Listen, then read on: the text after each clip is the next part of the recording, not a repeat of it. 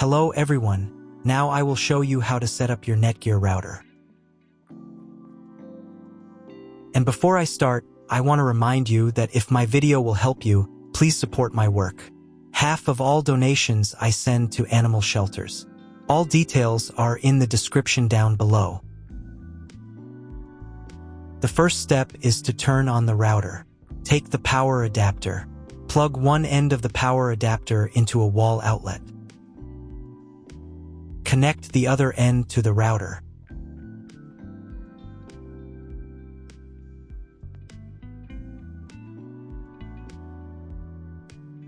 When it's powered on, a light will illuminate. It might take a few minutes for the router to fully power up. Next, plug the cable from your broadband provider or modem into the internet port. This port is often called WAN and is usually a different color. Each cable should be inserted until it clicks.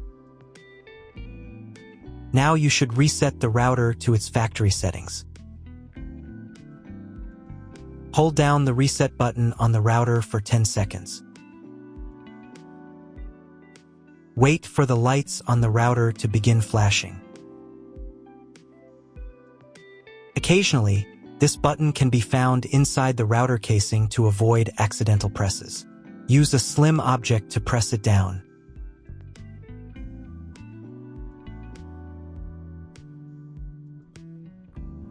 The router will reboot, resetting all the settings to their original factory defaults.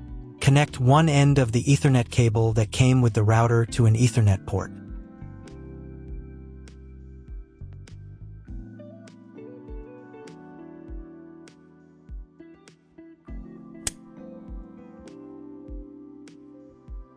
Connect the other end to your computer or laptop's Ethernet port. Please wait a few minutes for connection. Awesome! Your router is now connected to your computer. Now you will need to set it up. Before we get started, I'll show you another way to connect the router in case you don't have an Ethernet cable or your computer doesn't have an Ethernet port. Simply plug in the router to the power adapter and connect the cable from your internet provider. This will turn on the Wi-Fi. If the router is new and hasn't been set up yet, the Wi-Fi network will be named after the router itself. Your router has a unique Wi-Fi network name and password printed on a label. Connect to it. Great job connecting to the router. Now let's move on to the setup process. First, open your browser and go to the URL that you see on the screen. Use the address bar instead of the search bar.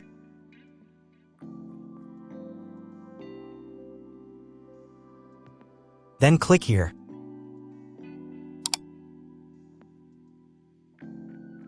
Read NETGEAR terms and conditions and click I agree button.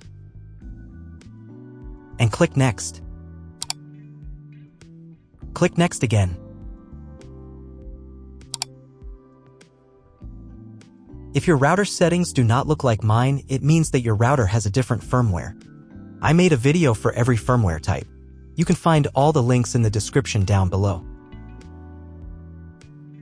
The first thing you need to do is set up a new password. The admin password is used to log into your router's web interface. Pay attention to the password requirements.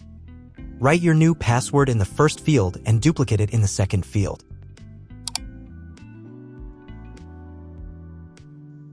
Then select 2 security questions and write answers for them. You need them just in case you need to reset the admin password in the future.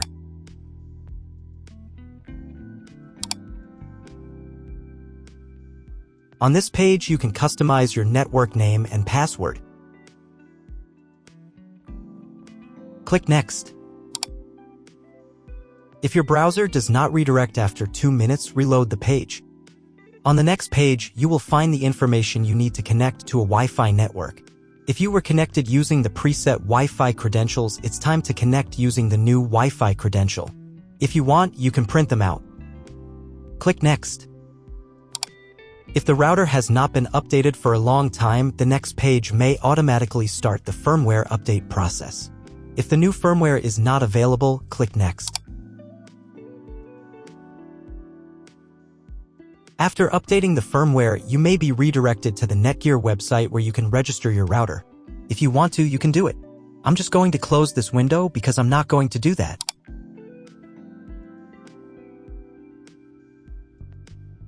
Log into the router's web interface again if you were logged out of it. Enter the standard username, admin, and password that you created a few minutes ago. Press Sign In button. Close this window.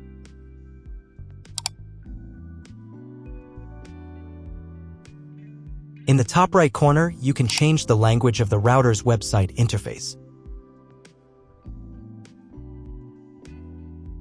To get the internet, go to Advanced. Setup Wizard. Press No, I want to configure the router myself. Then press Next button. On the following page, select Internet Settings. In most cases, there are two options: connection with and without a login. Almost always, your internet connection will not require a login. You can find all of this information in the contract you have with your internet service provider. If your internet connection does not require you to log in, or if you do not know whether logging in is required or not, select No. Leave account name and domain name unchanged. Then in Internet IP address section, choose Get Dynamically from ISP.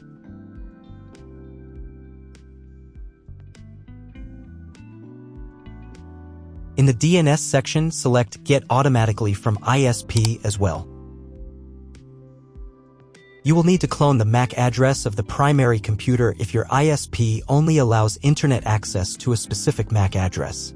Select Use Default MAC Address. If you are not sure about these settings,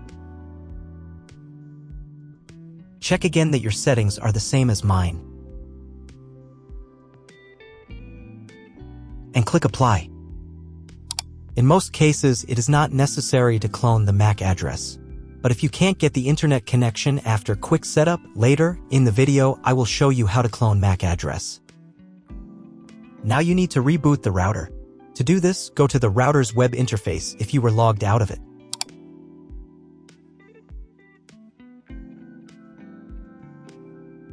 Go to Advanced. Advanced Home. Click on the Reboot button. And click Yes. After restarting, wait a few minutes and try Googling something. If it doesn't work, check all the cables. They must be connected properly. Then log into the router control panel again.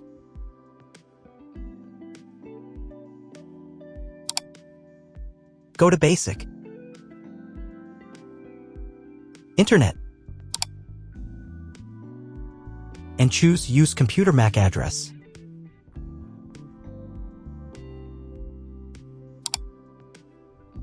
Click Apply button.